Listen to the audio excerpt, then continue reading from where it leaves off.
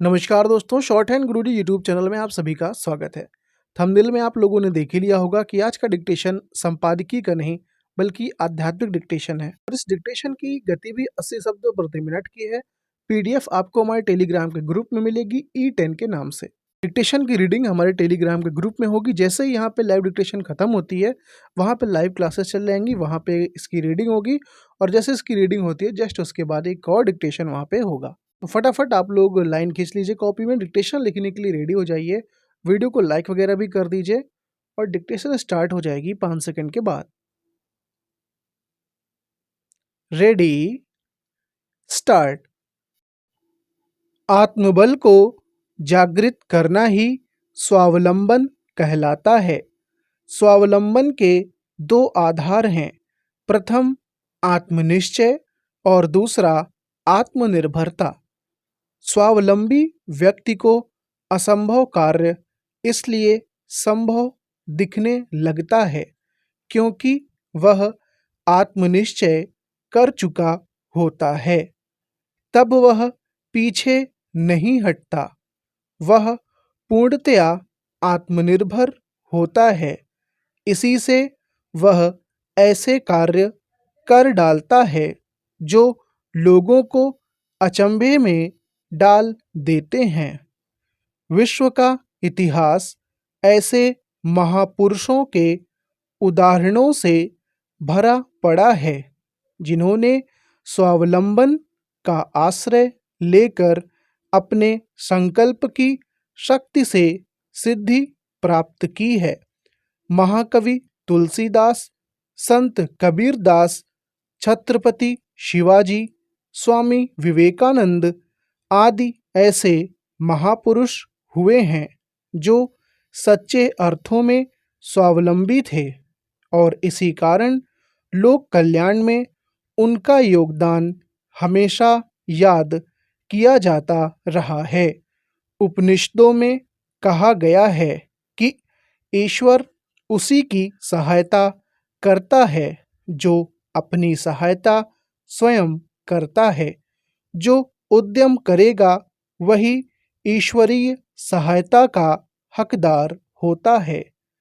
अध्यात्म ऐसा शास्त्र है जो मनुष्य को आत्मप्रज्ञ बनाता है और स्वावलंबन की निधि सौंपता है।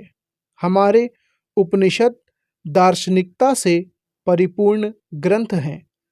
समस्त भारतीय दार्शनिक चिंतन का मूल उपनिषद ही हैं। मानव जीवन के उत्थान के समस्त उपाय उपनिषदों में वर्णित हैं। ईश, केन, कठ, प्रश्न, मुंडक, मांडूक्य, ऐतरेय, तैत्तिरीय, छांदोग्य, श्वेताश्वत्तर, बृहदारण्यक, इन 11 प्रामाणिक उपनिषदों में जीवन मूल्यों का वर्णन उपलब्ध है। शंकराचार्य ने इनका ही भाष्य किया था क्योंकि यही जीवन मूल्य हमें स्वावलंबी बनने के लिए प्रेरित करते हैं। उपनिषदों के चिंतन में धर्म, अर्थ, काम, मोक्ष 4 पुरुषार्थों में समस्त मानव जीवन मूल्य समावेशित हैं।